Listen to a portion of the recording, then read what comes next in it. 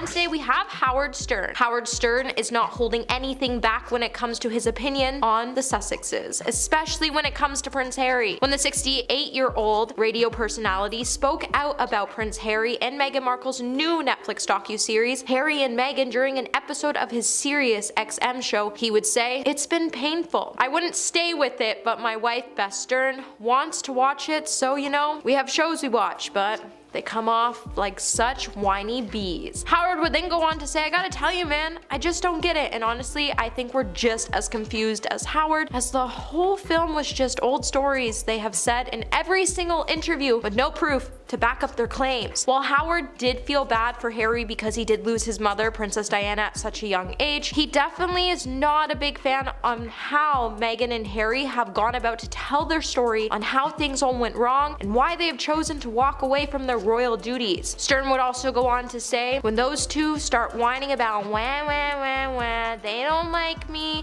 and she wants to be beloved in this country, but man, oh man, you know, it's just very weird to watch two people who keep screaming, we want our privacy, we wanted the press to leave us alone, and what is their special they put on Netflix showing you them and their kids and their life? It's like the Kardashians, except boring." Number 9, Piers Morgan. Piers Morgan has made his feelings very clear on Prince Harry's latest tell-all interviews, calling them delusional, paranoid, and pathetic. This would come after Harry spoke with ITV, Tom Bradby, and CNN's Anderson Cooper on Sunday night about the revelations in his new autobiography, Spare. The book, officially launched on Tuesday, would reveal a number of revelations, like the time William and Harry had a confrontation over Meghan, and William pushed Harry to the ground. When Harry sat down with ITV on Sunday after the interview, Piers was definitely not impressed, and he would head to Twitter to say, "Never seen an unhappier happy man in my life. Prince Harry's bitter, delusional, paranoid, family trashing, half-wit exposing and exploiting the royals' most personal secrets for gazillions, while it's wanging on with jaw-dropping hypocrisy about media intrusion. He's pathetic." With Harry speaking to Bradby about his current relationship with the royal family in his upcoming book release, when he was asked whether he was looking back too much, Harry would say, "We always knew that these two projects, both the Netflix documentary and the book, one being our story and one very much being my story, they were look-back projects, and I'm sure once Piers finishes reading his book, he's only gonna have a lot more to say about Harry's story." Hey my little peaches, are you liking this video so far? If so, don't forget to give it a thumbs up and subscribe to the channel. Coming at number 8, we have Dan Wootton. Dan Wootton has had enough of Harry's deranged campaign against media devils in the royals, as he believed Harry is trying to destroy Charles, Camilla, and William over leaks and briefings. In a column posted to the Daily Mail, Dan would say that the fairy tale goes that this selfish couple were forced to smash relations with the British royal relatives and flee the country because of a vicious briefing campaign launched against them, even seeing the press conspire with the institution and senior members of the royal family to drive out such a popular pair, and that the narrative was actually really deranged. Dan would also go on to note that the story was invented and designed by sniveling Harry and fake Meghan to avoid taking any of their own behavior, including credible claims of bullying against staff by the American diva. At the end of the article, Dan would then note that enough is enough, and it's time for the woke media to stop giving the Duke of Sussex an easy ride and realize that the damage he is causing to democracy with his falsehoods, distortion, and deranged attacks designed to cause further damage to freedom of the press in Britain. Number 7, Candace Owens. Candace Owens has finally entered the chat, and it was kind of shocking to see what she had to say about the revelations in Prince Harry's new memoir, Spare. The controversial political commentator decided to weigh in on Harry's new memoir, in which the Duke of Sussex has made some major bombshell remarks about the tension between him and the British royal family. On Sunday, after Harry's interview with ITV, Candace would head to her Instagram account to say, "Meghan putting pregnancy tests next to locks of Prince Diana's hair, plus asking for private moments at Diana's gravesite to speak to her, are not not things to laugh at. Instead of laughing, Candace would call Meghan's behavior terrifyingly psychopathic and manipulative actions. Candace would then go on to conclude that Meghan is dangerous before noting through a hashtag that the Duke of Sussex has gone mad. Candace was referring to Harry's claim in the book that he and his brother Prince William each have a lock of their mother's hair, which is cut from her head by her sister shortly after her passing. Number 6. Jason Williamson. Jason Williamson has gone the extra mile when it came to showing his dislike of Prince Harry when he wrote a scathing open letter that was published in Britain's most left-wing newspaper. When Jason decided to vent after learning that Harry was due to visit Nottingham, hometown, alongside of Meghan Markle for their first joint official engagement, the pair headed to the city to witness various charity initiatives in action. But it seems fair to say that Williamson wasn't feeling particularly charitable in his response. The outspoken frontman described Harry's engagement to Meghan in The Guardian as being heinously over-publicized and continued to bring up dark tendencies of Harry's ancestors and referred to him and his family as both being psychopaths and monsters. He would then conclude, "We are apologists, never-ending apologists, who will gush at Harry's perceived interest in the youth program he is currently involved with in the St. Anne's area. He doesn't give a toss about those people. This only serves to strengthen his family's position as relevant and merciful." He would then proceed to say, "Go home, Rambo. Nottingham doesn't need you." Number 5. Christy Allsop. Location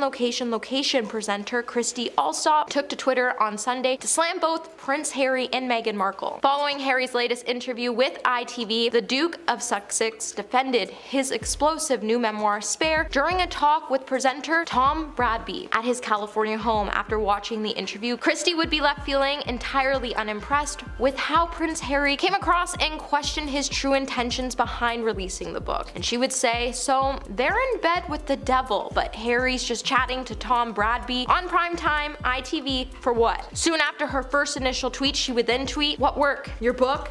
This interview? It isn't about service or charity. This is about you. Sick." And let's be honest, Harry and Meghan have briefed again. Number 4. Sharon Osbourne. Talk TV host Sharon Osbourne and her panel discussed clips from the Duke of Sussex explosive television interviews, which were broadcasted on CBS and ITV on Sunday. During the debate, Sharon noted that Prince Harry and Meghan Markle's young children will grow up with no family on either parent's side. The 70-year-old then branded the situation as being ugly and very sad. During Tuesday's installment of her Talk TV show, Sharon claimed that the younger generation still supports Harry and Meghan's decision to start a new life in California. However, she added, older generations have definitely had it up to here with all the whining, and it's definitely just younger kids that still support them. She would then also remind the panel how all families argue and tell views, as it's normal to row with loved ones. Which is the truth. I have 5 siblings, and I know times get tough, but I would never air out our rows for the whole world to see, because that just seems a little bit childish, especially when you're trying to claim you want your family back in your life. Sharon would then note that the children will now be forced to grow up with no family, and it's just a terrible thing for any child to go through. Number 3. Kathy Griffin. Kathy Griffin was not impressed by how Prince Harry and Meghan Markle met, and even compared the royal to the controversial actor Armie Hammer. Kathy went on to say, "They met on freaking Instagram. Prince Harry was flipping through his Instagram, looking at hot brunettes like every other guy in LA. I'm disappointed. I thought it was going to be a great love story. Prince Harry is like Armie freaking Hammer. What if Prince Harry's the new House of Hammer?" With Armie recently being accused of sending some woman some pretty disturbing DMs, Kathy would go on to tease that her favorite thing would be comparing Harry to the disgraced actor, and she was seemingly only referring to the way he met Meghan and not the disturbing allegations that were made about Armie. Kathy would also go on to note that Meghan and Harry both keep acting like they can do so much good for the world, which is great and inspirational, but when's the last time a royal did anything that helped the world? And I'm honestly stumped when it comes to answering that question, but if you can answer it, let us know in the comments below. Number 2. Bethany Frankel. Bethany Frankel, an outspoken critic of Prince Harry and Meghan, explained why she is so obsessed with the Duke and Duchess of Sussex by saying it was because of a greater meaning. Bethany would go on to explain that she feels Harry's bombshell memoir, Spare, in which he drags his royal family members, did more harm than good for him and his wife. Bethany would go on to say, to scorch the earth and burn the bridges and handle a situation in such reckless, outrageous manner doesn't achieve the results, the royal family is more popular than they were before you started the circus. Bethany would then go on to suggest that even if Harry was trying to highlight greater issues like racism and mental health struggles, he failed to make real change because the public is too focused on the drama of all of it. By saying the focus is on this whole massive charade versus the actual issues, versus anyone talking about actual racism in society as it pertains to this matter, or the mental health of it, of the sibling rivalry, or the relentlessness of the paparazzi, and in life and business. I've learned that you don't take every single opportunity to scorch and torch the joint. While Bethany would then go on to slam the prince, she would also offer some sound advice when she said, "You might be able to get further by playing chess and not checkers. While I've worked with many different people in my career, there have been issues that I would like to change. Instead of scorching the earth because I was scorned, I handled them professionally, and this is so much more important because this is about someone's family." And coming in at number 1 today, we have Paul Burrell. Paul Burrell hit back at the criticism from Prince Harry by saying he doesn't recognize the young man he sees today. In Harry's controversial memoir Spare, the Duke of Sussex said Diana's former butler was milking her, passing for money when he publicized his 2001 book, A Royal Duty, which contained a raft of private revelations. But appearing on Australian breakfast show Sunrise, Paul would say, "I first met him in his mummy's tummy. I don't recognize the young man I see today. That's not the boy I knew. What I see now is an angry, petulant, privileged prince who is consistently blaming other people and not taking accountability for his own part." Speaking from his home in Florida, Paul would then go on to know that the Duke has changed fundamentally and that his mother would be appalled. She would be angry at these personal, vindictive revelations, which don't just undermine Harry but his country, his family, and the institution, which his mother was very proud of, and his late grandmother's legacy. Paul then went on to blame Harry's wife Meghan for the Duke's vindictive behavior, claiming she was the one driving him behind the scenes. Number 10, Kate and Meghan never got along. In the book, Harry describes a confrontation between his sister-in-law and his wife after she said that Kate must have baby brain because of her hormones when she forgot something. This all happened during a discussion ahead of Harry and Meghan's 2018 wedding. Kate had just given birth to her third child, Prince Louis, 1 month before the wedding, and she made it apparent that she didn't appreciate Meghan's comments. Apparently it caused such a huge row because Meghan was told that she wasn't close enough to her sister-in-law to discuss her hormones, and it wasn't the way people spoke to each other within the royal family. For her part, Meghan became offended by the reprimand and didn't seem to think that she said anything wrong. Harry also spoke to ITV's Tom Bradby over the weekend and recalled the moment when he first told William and Kate about his relationship. He said, "There was a lot of stereotyping that was happening, and I was guilty of that as well, at the beginning, and around her being an American actress. Some of the ways that my brother and sister-in-law were acting felt to me as though, unfortunately, that stereotyping was causing a bit of a barrier to them to introduce or welcome her into the family." Bradby then asked, "The impression is that from the get-go they didn't get on. Fair?" To which Harry simply agreed. Number 9, William warned him about Meghan. In another part of the book, Harry reveals that his older brother cautioned him about moving too quickly with Meghan, which only precipitated further fractures in their relationship. He apparently told Harry that he needed to slow down in his relationship because after all, she was an American actress. Ignoring the advice, Harry and Meghan got engaged just after 1 year of dating. Apparently this is when the tension between William, Kate, Harry, and Meghan only escalated. Kate allegedly took offense to Meghan's request to borrow her lip gloss before a joint public appearance, and for her part, Meghan was reduced to tears on the floor after Kate objected to the size of Princess Charlotte's bridesmaid's dress and requested that it was remade 4 days before the wedding. During his interview, Harry said, "I had to put a lot of hope into the idea that, it would be William and Kate and me and whoever. I thought the 4 of us would bring me and William closer together. We could go out and do work together, which I did a lot as a third wheel to them, which was fun at times, but also, I guess, slightly awkward." Harry said that he didn't think they were ever expecting him to get into a relationship with someone like Meghan because of her career, and clearly that conflict never fully went away. Number 8, he always hated Camilla. According to a leaked excerpt of the book, Harry recalled that he and his brother were initially resistant to the idea of their father marrying Camilla Parker Bowles, following their parents' divorce and the death of their mother Diana in 1997. Harry explained that his initial fears were that Camilla might might be cruel to him, like all the wicked stepmothers in the stories. And even though his feelings changed after meeting privately with her, he and William still didn't like the idea of their father walking down the aisle with the other woman. Harry literally refers to Camilla as the other woman in his book, and he said that both he and William told Charles that they would forgive her and welcome her into the family if he promised never to marry her. Quote, "You do not need to remarry, we begged him. A wedding would make the whole country, the whole world, compare our mother and Camilla," something that nobody wanted, although we know that Charles would end up ignoring his son's pleas, and the couple would eventually tie the knot in 2005, a full 8 years after the death of Diana. In a shocking passage elsewhere in the book, Harry compares meeting her for the first time to getting an injection. He said, "Close your eyes and you won't even feel it." He also hated the fact that his stepmother made his childhood bedroom into a dressing room after he moved out of Clarence's house. So obviously both brothers detested the fact that Camilla would even attempt to replace their mother. Number 7, he took 25 lives in Afghanistan. One part of Harry's memoir that has drawn global condemnation was his assertion that he killed 25 people while serving in the army in Afghanistan. Specifically, he claims that he's taken the lives of more than 24 Taliban militants while serving as an Apache helicopter co-pilot from 2012 to 2013. He wrote that he felt neither satisfaction nor shame for his actions, and in the heat of battle he thought of the enemy soldiers as pieces being removed from a chessboard, quote,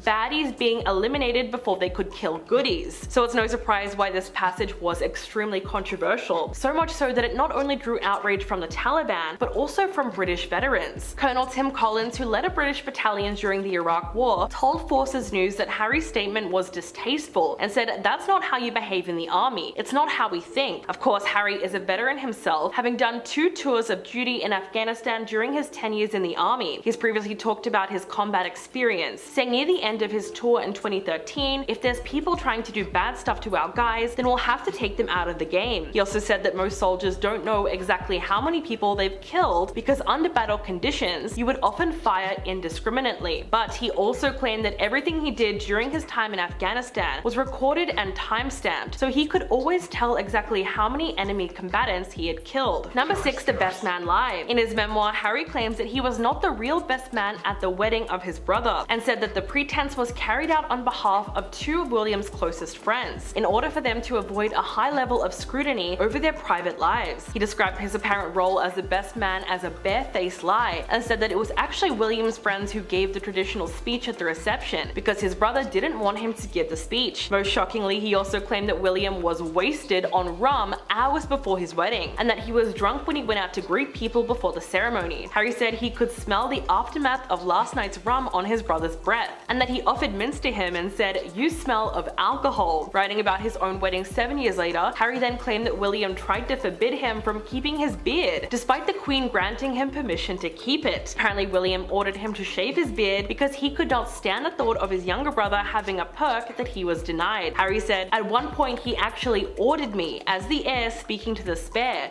to shave, and he explained to his grandmother that his beard felt like a shield to his anxiety, and that was the reason for the different standard." Number 5, fight with his brother. Harry recounted what he said was a physical attack by his brother, fueled by tension of his marriage to Meghan Markle in 2019. He claimed that William called his wife difficult, rude, and abrasive when he arrived at Nottingham Cottage. He was apparently very worked up and launched into a rant about Meghan, while Harry tried to defend her and told him that he was just repeating the press narrative and that he expected better from him. He wrote that by this point he could see that William was not being rational at all, and the 2 men started shouting over one another. The confrontation escalated when they started exchanging insults, and William claimed that he was just trying to help, to which Harry said, "Are you serious? Help me? Sorry, is that what you call this? Helping me?" It was then that his brother lunged at him. Harry wrote, "It all happened so fast, so very fast. He grabbed me by the collar, ripping my necklace, and he knocked me to the floor. I landed on the dog's bowl, which cracked under my back and the pieces were cutting into me. I lay there for a moment dazed, then I got to my feet and I told him to get out." William then urged him to hit back, but when Harry refused to do so, he said to have apologized and told him not to tell Meghan about what happened. Harry said this resulted in a visible injury to his back. So it seems like there was a lot of pent-up rage that came out during the fight. Number 4, he didn't believe Diana was gone. In another excerpt from his memoir, Harry recounts the emotional moment that he drove through the same Paris tunnel where his mother died in 1997, and he purposefully asked the driver to drive at the same speed that she was going when her car crashed. He wrote, "It had been a very bad idea. I'd had plenty of bad ideas in my 23 years, but this one was uniquely ill-conceived. I told myself that I wanted closure, but I didn't really. Deep down, I'd hoped to feel in that tunnel what I'd felt when JLP gave me the police files: disbelief.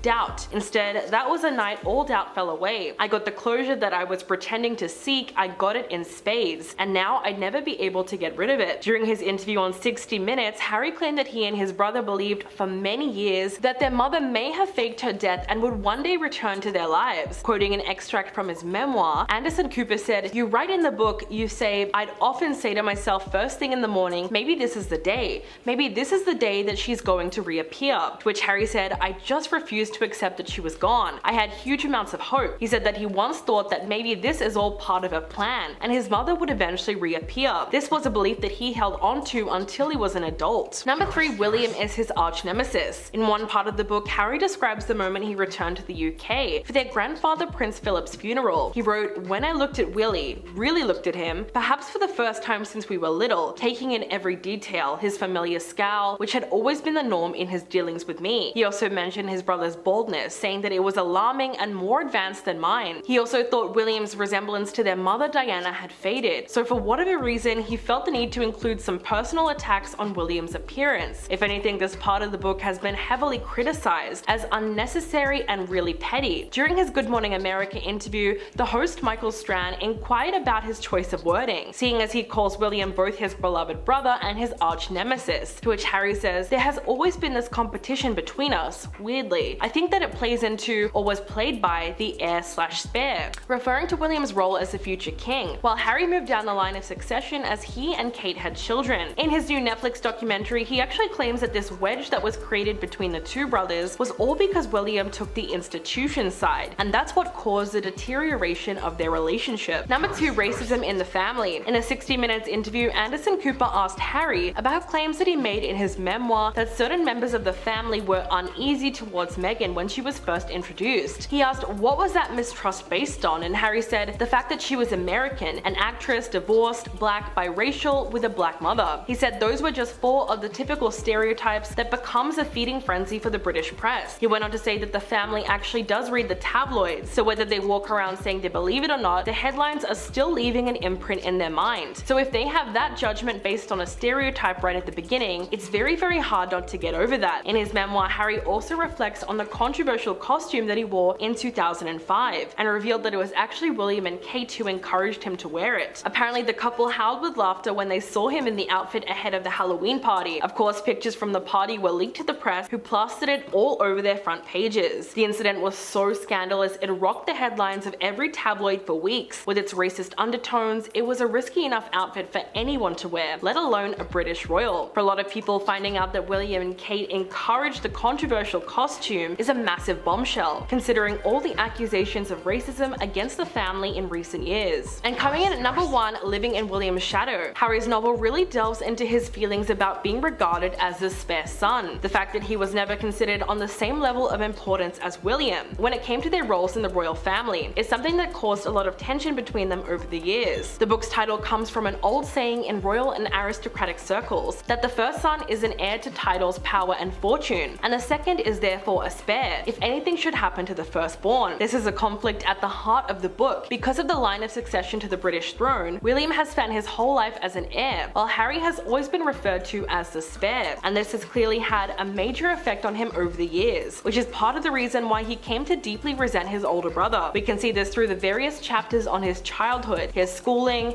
his career as a royal and in the British Army, as well as his relationship with his parents and brother. Early on in the book, Harry recounts the story of how his father, King Charles, supposedly said to his mother on the day of his birth, "Wonderful, now you've given me an heir and a spare, my work is done." Overall, there's no telling how this kind of thinking would have shaped Harry's life, as he was born into a very unique set of circumstances. Number 10, why he went public. Anderson Cooper asked a question that had seemingly been on everyone's lips for quite some time. He brought up the fact that Harry and Meghan stepped back from their senior royal roles in January of 2020 and relocated to North America, then inked a deal with Netflix and and gave a tell-all interview to Oprah Winfrey just months later, much to everyone's confusion, since it seemed like they wanted to live a private life and give up their royal titles. Since the Megxit, the couple has continued to use the Royal Duke and Duchess of Sussex titles that they received from the Queen on their 2018 wedding day, and Cooper asked, "Why not renounce your titles as Duke and Duchess?" In response, Harry said, "And what difference would that make?" Then Cooper said, "One of the criticisms that you've received is that, okay fine, you want to move to California, you want to step back from the institutional role. Why be so public? Why reveal conversations you've had with your father or your brother? You say you've tried to do this privately." Harry said, "And every single time I've tried to do it privately, there have been briefings and leakages and planting of stories against me and my wife. You know, the family motto is never complain, never explain, but it's just a motto. It doesn't really hold." To this day, many have pointed out that Harry has neglected to specify exactly which stories were leaked and planted against them, so his allegation continues to be very vague without anything solid to back it up.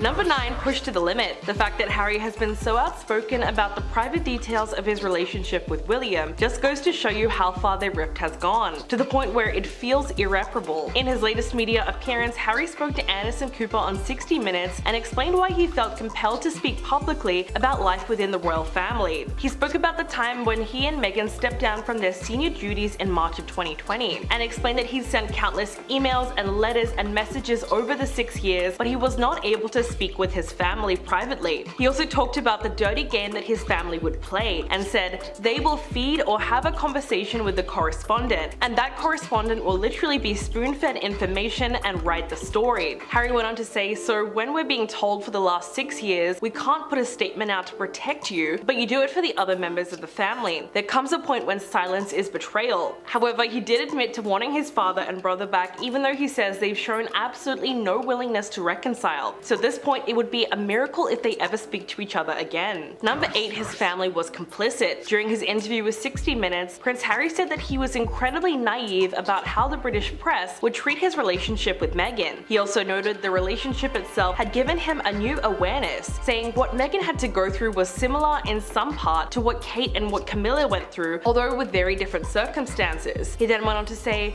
"But then you add in the race element, which was what the British press jumped on straight away. I went into this incredibly naive. I had no idea that the press was so bigoted. Hell, I was probably bigoted before the relationship with Meghan." Anderson Cooper then asked him if he thinks that he was bigoted before he saw Meghan, to which he said, "I don't know, put it this way, I didn't see what I now see." He then turns his attention to the family and says, "At that time, I didn't fully understand how much or how complicit the family were in that pain and suffering that was happening to my wife. And the one group of people that could have helped or could have stopped this from happening were the very people that were encouraging it to happen. And I sit here now in front of you asking for a family, not an institution. I want a family, and I understand that might be hard for them to separate the two. But to me, everything that I've witnessed and experienced over the years, there has to be a separation." Number 7. They feared for their lives. Prince Harry came out with even more accusations against his family and claimed that they had gotten into bed with the devil by cooperating with the media, and said that he could not remain silent in the face of distortions of the truth. He also said that he felt very at peace with his life in California and had never been happier, despite fleeing his home country with Meghan and his son Archie. Harry said that Megxit was a necessity because at that time they were fearing for their lives after constant attacks from the British press. He cited a recent controversial article by Sun columnist Jeremy Clarkson, who wrote that he wanted to see Meghan be paraded through the streets naked and pelted with excrement. That article caused near universal condemnation, and Harry insisted that it was a perfect example of what he was talking about. He said, "What he said was horrific and is hurtful and cruel towards my wife, but it also encourages other people around the UK and around the world, men particularly, to go and think that's acceptable to treat women that way. To use my stepmother's words recently as well, there is a global pandemic of violence against women." So clearly he wanted to make that point that hateful articles and headlines have real life consequences, and that's why he felt that Meghan was actually being threatened. Number 6. Wanting to reconcile. Although he insisted that he is now happy with his life away from his family. Harry claimed that he does in fact love his brother and father and wanted to reconcile with them. He said that he 100% believed that forgiveness could really happen, but he also said that now the ball is in their court, saying, "I would like to get my father back. I would like to have my brother back." Anderson Cooper then asked him how he could expect to reconcile with them since he's taken a flamethrower to family bridges, to which Harry said, "Well, they've shown absolutely no willingness to reconcile up until this point, and I'm not sure how honesty is burning bridges." According to Harry, that silence would only allow negative patterns to continue. He said, "So I don't know how staying silent is ever gonna make things better. That's genuinely what I believe." Later in the clip, Cooper asked him if he could see a day where he would return to being a full-time member of the royal family, to which he simply said no. He then said, "But it never needed to be this way. I want a family, not an institution." In Harry and Meghan's Netflix documentary, he also confessed that he misses the family gatherings at certain times of the year,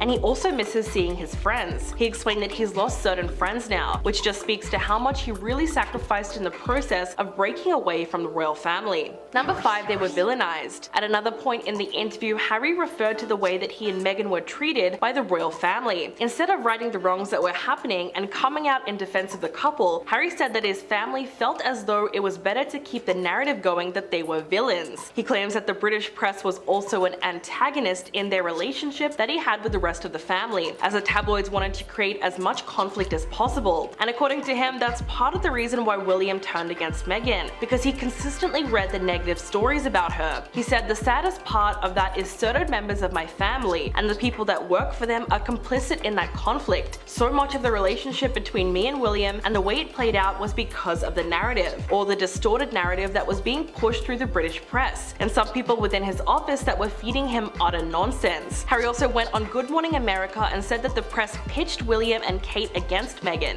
He said that there's always been competition between him and his brother, but it was exacerbated by media attention. He went on to say, "They always pitched us against each other. They pitched Kate and Meghan against each other, and when he was asked if he thought this made the two women go against each other, he said yes without question." Number 4, he believed Diana faked her death. Another shocking revelation from his 60 Minutes interview came when Prince Harry said that he and his older brother believed for many years that their mother, the late Princess Diana, may have faked her death and would one day return to their lives. Diana was killed in a car crash in Paris in August of 1997, when Harry was 12 and William was 15. Over the years, she was a topic of fascination and scrutiny for the British tabloids, and also the media outlets around the world. Sadly, she was being hounded by paparazzi in the moments before her death. Quoting an extract from his memoir, Spare, Anderson Cooper said, "You write in the book, you say, I'd often say to myself first thing in the morning, maybe this is the day. Maybe this is the day that she's going to reappear." To which Harry said, "I just refused to accept that she was gone. I had huge amounts of hope." He said that he once thought maybe this is all part of a plan and his mother would eventually reappear into his life. Interestingly enough, he said that he held on to the belief that Diana was still alive until he was an adult. At 23, he visited Paris for the first time and asked a taxi driver to take him through the same tunnel where his mother was killed. Apparently, he even asked the driver to drive at the same speed that she was traveling at before her death, because he felt that he needed to take this journey and ride the same route. If anything, that was one of the saddest moments in the interview. Number 3, he never liked Camilla. In a shocking part of the interview, Prince Harry accused Camilla, the Queen Consort, of leaking stories about the family to the British media, all as a part of her campaign to rehabilitate her image. He also claimed that both he and his brother Prince William had asked the king not to marry her. He said, "We didn't think it was necessary. We thought that it was gonna cause more harm than good, and that if he was now with this person, that surely that would be enough." But then both of them eventually came around to the idea because they wanted their father to be happy, and they saw how happy he was with her. Camilla did go on to marry Charles in 2005, 8 years after the death of Diana, but it's common knowledge that the two of them had been involved romantically on and off for decades, and Diana had once famously referred to Camilla as the third person in their marriage. Because of that, her reputation was in tatters. Harry said this is why Camilla was so dangerous, because she needed to rehabilitate her image, seeing as she's been cast as the villain by the press for her part in the collapse of his parents' marriage. He said that made her dangerous, because because of the connections that she was forging within the British press, and there was open willingness on both sides to trade information. And with a family built on hierarchy, and with her on the way being to Queen Consort, there was gonna be people or bodies left in the street because of that. Number 2, he feels trapped. During his interview on Good Morning America, Harry spoke about his frustration with the fact that he can't ever get out of the royal family. He said that in the end, the palace had allowed them no compromise over their half-in half-out hybrid plan to move to Canada while also still serving the crown. Apparently, this is what led to the Megxit crisis in 2020. He said, "This was really sad because I still to this day believe that this was entirely possible." The interviewer then said, "There are going to be people who say, why don't they either be in or get out? Because if you get out, there's no hypocrisy." To which Harry responded by saying, "I can't ever get out, and I'm incredibly aware of my position. I'm incredibly grateful for the life that I've had and continue to live, but there's no version of me ever able to get out of this. I was stunned that my family would allow security to be taken away, especially at the most vulnerable point for us." When he was asked about critics who say that he sold out his family, he says that the only way he could protect his family was to correct mistruths and write about the truth in one place, even though he did admit that writing the book in the first place was feeding the beast anyway. To be fair, he did say that he takes some kind of responsibility for his role in the breakdown of his relationship with his brother, but he then said, "What people don't know is the efforts that I've gone to resolve this rift privately." And coming in at number 1, William and Kate never liked Meghan. Over the weekend, Harry also spoke to ITV's Tom Bradby and addressed the tension in the family when he started seeing his now wife. When he told William and Kate about his relationship with Meghan, he said, "There was a lot of stereotyping that was happening that I was guilty of as well at the beginning around her being an American actress. Unfortunately, that stereotype was causing a bit of a barrier to them to introduce or welcome her in." Bradby then asked, "The impression is that from the get-go they didn't get on. Fair?" To which Harry agreed and then claimed that that was for a lot of different reasons, saying that, "I had to put a lot of hope into the idea that, it would be William and Kate and me and whoever. I thought the 4 of us would bring me and William closer together. We could go out and do work together, which I did a lot of as a third wheel to them, which was fun at times, but also I guess slightly awkward at times as well." He wanted to say that he didn't think they were ever expecting him to get into a relationship with someone like Meghan, who had a very successful career. According to Harry, this was the root of them not understanding each other, and at one point William even said that it would be difficult to marry her for this reason. Number 10, the complaints. In his highly anticipated autobiography Spare, Prince Harry recounts what he says was a physical attack by his brother, and it was all because of his marriage to Meghan Markle. Describing the fight which broke out at his London home in 2019, Harry claims that William called his wife difficult, rude, and abrasive, which Harry says was just parroting of the press narrative about her. Apparently, William wanted to talk about the whole rolling catastrophe of their relationship and the struggles with the press, but when he arrived at Nottingham Cottage, Harry said that he was already piping hot. It was then that William launched into a rant about Meghan and obviously had several complaints that he wanted to air. Harry tried to defend her and told William that he was just repeating the press narrative and that he expected better from him. He wrote that by this point he could see that William was not being rational, and the two men started shouting over each other. But William's complaints reflect the basis of the conflict between Meghan and the royal family. In her interview with The Cut, she explained that her problems stemmed from her sheer Americanness, her desire to ask a lot of questions and to never be involved with something that she couldn't totally have her hands on, all of which violated the unspoken social norm in the royal family. Number 9, the fight. The confrontation at Nottingham Cottage became heated to the point where they physically hurt each other. Harry said things really escalated when they started exchanging insults at one another. When William claimed that he was just trying to help, Harry said, "Are you serious? Help me? Sorry, is that what you call this? Helping me?" Apparently that comment further angered his brother, who then lunged at him. At this point, Harry said that he went to the kitchen and gave his brother a glass of water, trying to get him to cool down. Harry wrote, "He set down the water, called me another name, and then came at me. It all happened so fast, so very fast. He grabbed me by the collar, ripping my necklace and knocked me to the floor. I landed on the dog's bowl, which cracked under my back. The pieces were cutting into me. I lay there for a moment dazed and then got to my feet and told him to get out." Apparently William urged him to hit back, but when Harry refused to do so, he decided to leave. Although when he did return, he is said to have apologized and told him not to tell Meghan about what happened. So obviously when William did return, he was very regretful about the way that he attacked his brother, and he might have felt ashamed that it even got to that point. Harry said this resulted in visible injury to his back, so it seemed like there was a lot of pent-up rage that came out during the fight.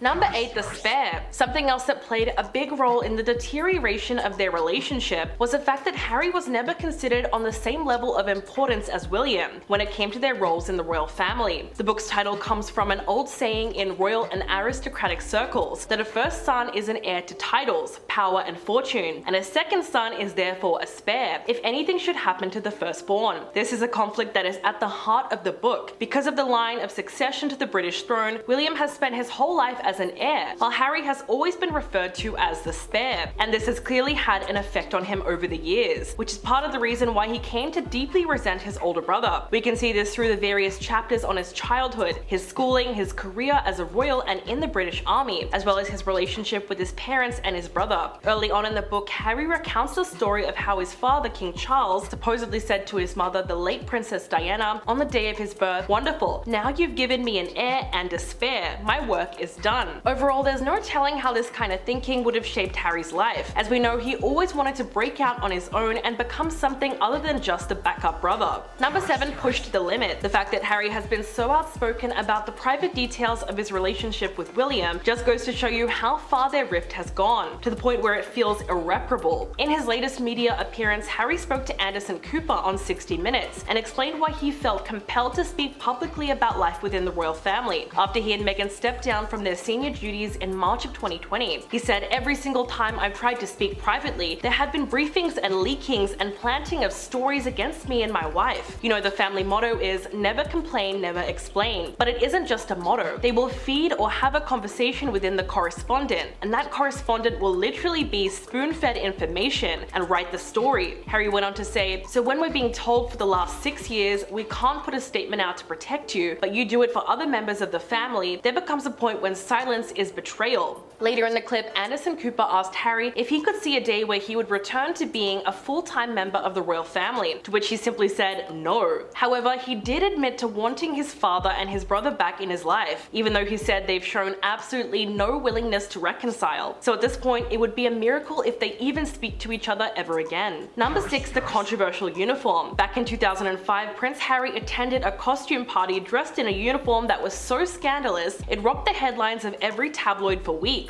With its racist undertones, it was a risky enough outfit for anyone to wear, let alone a British royal. Of course, pictures from the party were leaked to the press, who plastered it all over their front pages. Now in his new memoir, Harry makes a truly shocking accusation. He claims that William and his wife Kate Middleton not only knew about the costume, but approved of it beforehand. After being unsure of what to wear to the Halloween party, Harry said that he phoned them and asked what they thought about the outfit. He even tried it on in front of them. He said, "I rented it, along with the ridiculous mustache, and returned home. Willie and Kate were laughing. It was even worse than Willie's leotard costume, much more ridiculous," which again was the point. If this is true, it's seriously one of the most shocking allegations in the book. At the time of the scandal, Harry was 20 years old and William was 22. They were both old enough to know better, but only one of them ever apologized for it. If anything, the fact that William and Kate only laughed about it shows that they were equally to blame for the insensitive costume, which only gets worse when you take into account the accusations of racism that Harry has also leveled against the royal family as an institution. Number 5, the funeral of Prince Philip. In the book's introduction, Harry wrote about the secret meeting at Frogmore Gardens following Prince Philip's funeral in April of 2021, and he revealed that his family members had come for a fight as they attempted to reconcile. He compares a major argument that he had with his brother and father to a duel, and said that it started when they were trying to come to an understanding about why he and Meghan had left the royal family. Harry wrote, "If they didn't know why I'd left, maybe they just didn't know me at all, and maybe they never really did." He went on to say, "I tried to explain my side of things. I wasn't at my best. For starters, I was still nervous, fighting to keep my emotions in check while also striving to be succinct and precise. More, I'd vowed not to let this encounter devolve into another argument, but I quickly discovered that it wasn't up to me." Harry even recalled being cut off by one or both members of his family every time he tried to speak. Eventually, the argument between himself and William started getting heated, so much so that King Charles stepped in and begged begged his sons not to make his final years a misery. If their father truly had to break them apart, it means that the argument had escalated to a point of no return. If anything, it's sad to see that Charles felt that he had to do that in order for them to not hurt each other. Number 4, the Sandringham Summit. In the 5th episode of Harry and Meghan's Netflix series, the couple recounts a family meeting that took place to discuss the decision to reduce their roles as working members of the royal family. Meghan said, "Imagine a conversation, a roundtable discussion about the future of your life. When the stakes are this high, and you as the mom and the wife and the target in many regards aren't invited to have a seat at the table." Harry claimed that there were arrangements made to ensure that she was left out of the discussion, but maybe this was for a good reason, as the meeting quickly turned into a disaster. Harry said, "It was terrifying to have my brother scream and shout at me, and my father say things that simply weren't true, and my grandmother quietly sit there and sort of take it all in." He described that meeting as hard and said that it ended without a solid plan of action. Harry described the moment and said, "The saddest part of it was this wedge created between myself and my brother, so that he's now on the institution side. Part of that I get, I understand. That's his inheritance. So to some extent, it's already ingrained in him that part of his responsibility is the survivability and continuation of this institution." This was one of the many revelations that came out in the documentary, but more than anything, it really paints a picture of how strained their relationship had become. Number 3, excluded from the family. In their Netflix docuseries, Harry and Meghan spoke about the moment that they saw the rest of the royal family at Westminster Abbey for the Commonwealth service. This was apparently the first time they saw them in person since announcing their decision to step back from their duties, and Harry recalled that the meeting looked and felt cold. He said, "I felt really distant from the rest of my family," which is interesting because so much of how they operate is what it looks like and not what it feels like. But it looked cold and it also felt cold. After discussing the death of his grandfather, Prince Philip, Harry brought up the time that he flew back to the UK to attend his funeral and admitted that it was hard going back for the first time since he and Meghan left the family, and it was difficult talking to his father and brother because they were very much focused on the same misinterpretation of the whole situation. He said, "None of us wanted to talk about it at my grandfather's funeral, but we did. I've had to make peace with the fact that we're probably never going to get genuine accountability or a genuine apology." So Harry believes that when he returned to the UK, his family were already giving him the cold shoulder, and it was at this moment that he realized that they would never apologize for what they've apparently done. So just from the story, we can see that the brothers absolutely cannot see eye to eye about the way that Meghan and Harry were supposedly treated by the family. Number 2, stories planted against them. One of the biggest accusations that Harry leveled against William was that he and his office had been planting negative stories about Meghan. Harry spoke of the dirty game that was played by the royal communications teams and the media, where they would trade damaging stories about one family member in exchange for a negative story about another one being dropped. He said there's leaking, but there's also planting of stories. So if the communications team wants to be able to remove a negative story about their principal, they will trade and give you something about someone else's principal. He went on to say, "To see my brother's office copy the very same thing that we promised the two of us would never do, that was heartbreaking. I would far rather get destroyed in the press than play along with this game, all this business of trading." That's a pretty big accusation to swing against William, to insinuate that he or his people fed the press negative stories on Meghan, all to try and get the heat off of him. Harry also hinted that Kate might have been jealous of all the media attention that his wife was getting, and claimed that she was doing the job better than the person who was born to do this. He says, "This is also what led to the increase of negative headlines that started coming out about her after their 2018 wedding." And coming in at number 1, criticizing William and Kate. One thing about the documentary that was glaringly obvious was that Harry and Meghan were using it as an opportunity to subtly diss William and Kate's marriage. In the first 3 episodes, when Harry explained his reasons for marrying Meghan, he compared her to his late mother, Princess Diana, and said that when it comes to choosing a partner, he was more like her than William, because he made his decision from his heart rather than his head. Then in what really sounded like a criticism of his brother, he said that in the royal family, the temptation to marry someone who fits the mold, obviously referring to Kate Middleton. He also said that as the products of divorce, both he and Meghan were determined not to make the same mistakes as their parents. For her part, Meghan recounted the first time she met William and Kate, and said that she was surprised by how formal they were, even behind closed doors. She said, "I guess I'd start to understand very quickly that the formality on the outside carried through on the inside." In comparison, she said that the first time she met the couple, she wore ripped jeans and was barefoot when they came over for dinner. She said, "I was a hugger, always been a hugger. I didn't realize that this is really jarring for a lot of Brits," which seemed like an obvious attempt to make the pair out to be cold, even towards their own family.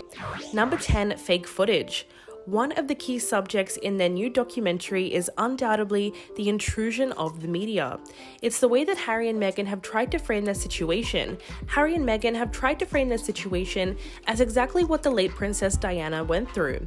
In a clip showing various images of his mother being hounded by paparazzi, Harry says, "The pain and suffering of women marrying into this institution, this feeding frenzy, I was terrified. I didn't want history to repeat itself." But even this clip in the 1-minute trailer has already been criticized for using footage that is completely unrelated to the couple, all to try and paint a very specific picture of them trying to escape media attention. They also added in footage of Katie Price during her court appearance, a Harry Potter film premiere, and even a clip of Donald Trump's former lawyer, Michael Cohen, being chased by photographers. But that's left a lot of people wondering, why don't they just use their own footage if the same thing has been happening to them? Critics have also pointed out that the images of a photographer on a balcony taking a picture of the couple while they're holding Archie is completely staged. It turns out that it was actually from a photo shoot with an accredited photographer during Harry and Meghan's visit to Cape Town. But the documentary tried to make out that this was a super intrusive moment of them being captured on camera. So obviously they've chosen to stick with the story that they just want to live a reclusive life away from it all, but they cannot help being dragged into the spotlight. Number 9, Meghan wanted to be single. Another idea that the documentary pushes is that the Duchess desperately wanted to remain single before she met Harry, and that she had a fantastic life without him before it was all ruined by the press. Meghan, who had already been married once before, said that she was intent on being single, and a friend is quoted as saying that she was set on having a single girl summer, and then came H. She said that their first private date was at the Soho House venue on Dean Street in London, which is a private members club for creatives.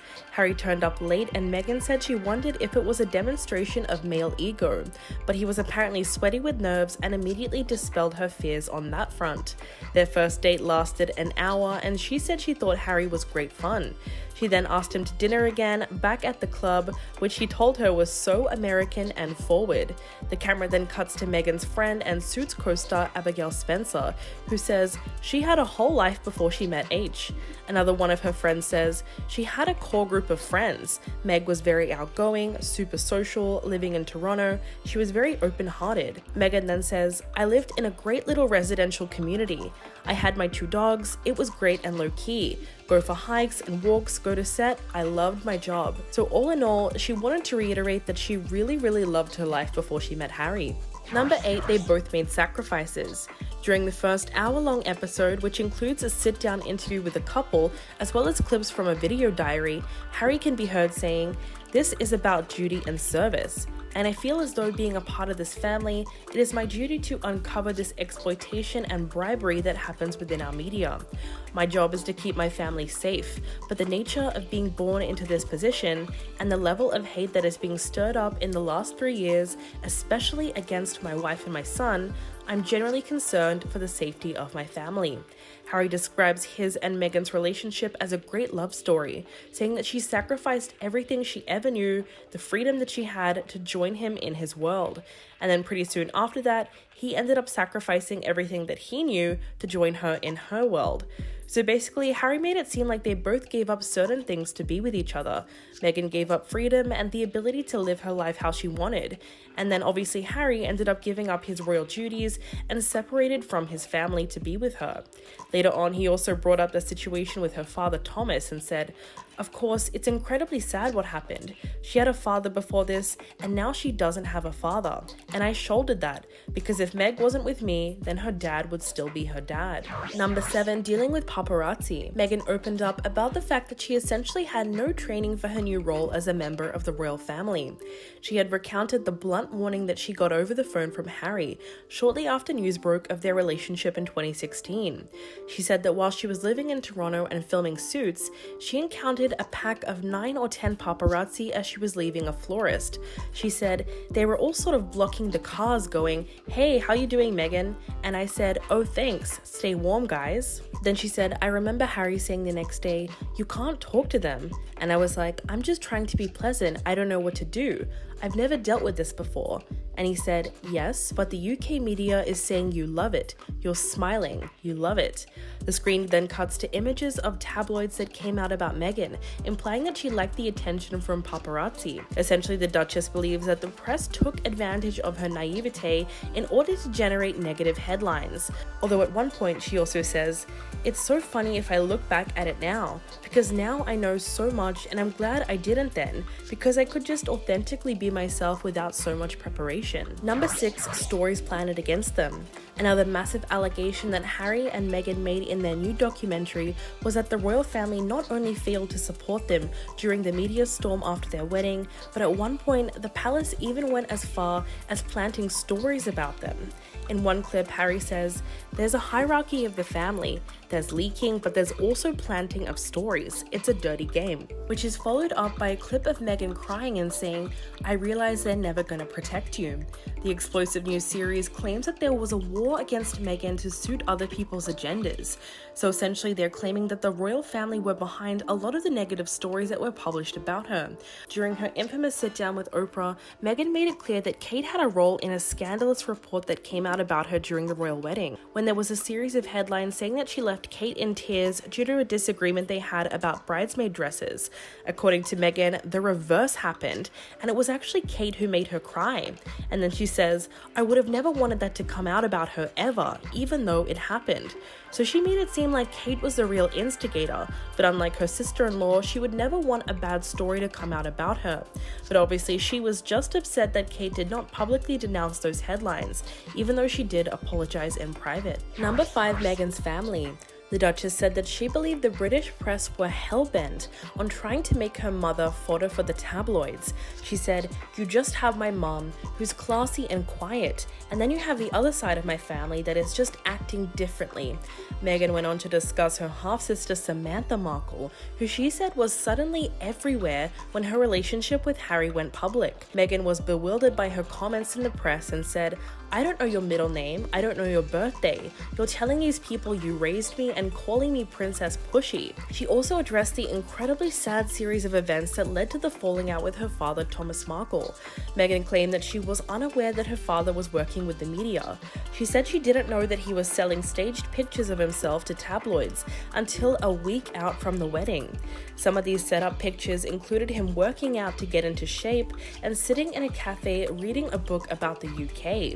It got to a certain point where her communications officer encouraged her to call her father to find out if it's true or not, because it could really be damaging. She ended up calling him and said, "Look, they're saying you're taking money from the tabloids for staged photos. Is it true?" Thomas denied the allegations, but Meghan said that she still didn't believe him. Number 4, questioning her relationship. As the paparazzi presence escalated in Meghan's life, the documentary reveals that at a certain point, her friends tried to make her second-guess her relationship with Harry. Meghan said, "When all of that started happening, my friends and the people in my life who love me and care about me are like, is he worth this? Like, we know that you're happy and we know that you love him, but is he worth this? Look at what's happening to your life." The camera then cuts to an interview with her former personal assistant Chantel Humphrey, who says Meg would go to the grocery store and get recognized, and people would say, "Aren't you that girl from Suits?" Other than that, she had so much freedom. She had such a beautiful life before everything exploded. At one point, Meghan says that she went to the police to flag that she was being stalked by photographers, but she was told, "There's really nothing we can do because of who you're dating." But this changed when she received her first death threat, as she was given security detail to escort her to and from the Suits set. At this point, she says her inner circle began asking her a tough question of whether or not she should be continuing her relationship with Harry. For his part, Harry said, "Dating became a combination of car chases, anti-surveillance driving, and disguises, which isn't a particularly healthy way to start a relationship." Number 3, meeting the royals. The couple got candid about the reception that Meghan received from the royals when she met them for the first time. Reflecting on the time that Will and Kate came over for dinner, Meghan recalled looking a little too casual, walking around barefoot in ripped jeans. She said, "I was a hugger. I've always been a hugger. I didn't realize that is really jarring for a lot of Brits. I guess I'd start to understand very quickly that the formality on the outside carried through on the inside.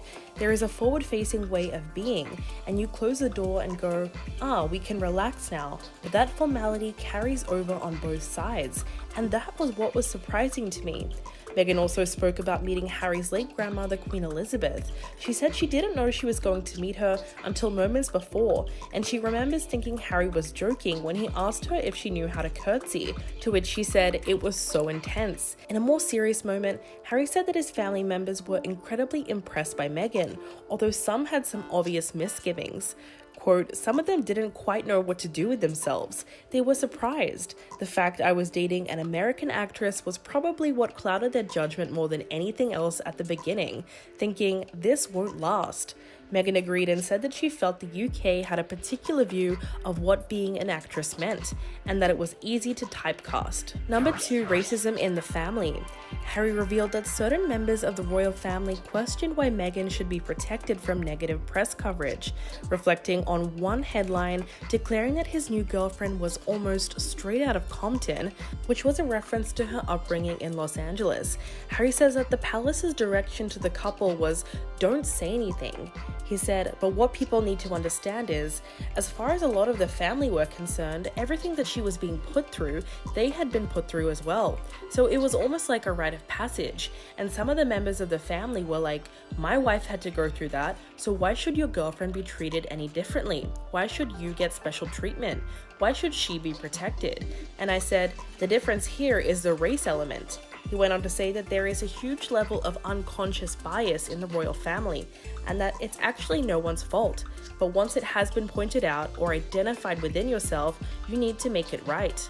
Meghan's mother, Doria Ragland, also spoke about some of the news coverage, claiming that the press would take pictures of different parts of Skid Row, which is an impoverished area in LA, and say that that was where she lived and that was where Meghan was from. Doria also said that she initially warned her daughter that race was playing a significant role in how the tabloid media was responding to her relationship. And number 1, the royal engagement interview. In episode 3 of the new docuseries, Meghan scoffed at the memory of her and Harry's 2017 royal engagement interview. The episode begins with a flashback to the couple's memorable first TV appearance, which Meghan called an orchestrated reality show, revealing that from their adorable photo shoot to the sit-down chat, everything about that announcement was rehearsed. Meghan said from the get-go they weren't allowed to tell their true story when they were faced with questions about their relationship and her family. A flashback of the BBC interview then sees the Duchess looking extremely uncomfortable when she's asked whether or not Harry had met her father, Thomas Markle, who did not attend her 2018 wedding. So according to the new documentary, that interview was essentially fake and they weren't able to fully express themselves. It turns out there were plenty of details about their engagement that they had to keep to themselves. Harry confirmed that the proposal actually took place at home as Meghan was roasting a chicken, and says that he inadvertently tipped her off to something special when he brought home champagne. To set the scene, he set up electric candles in the courtyard of their Kensington Palace cottage, and of course, he got down on one knee.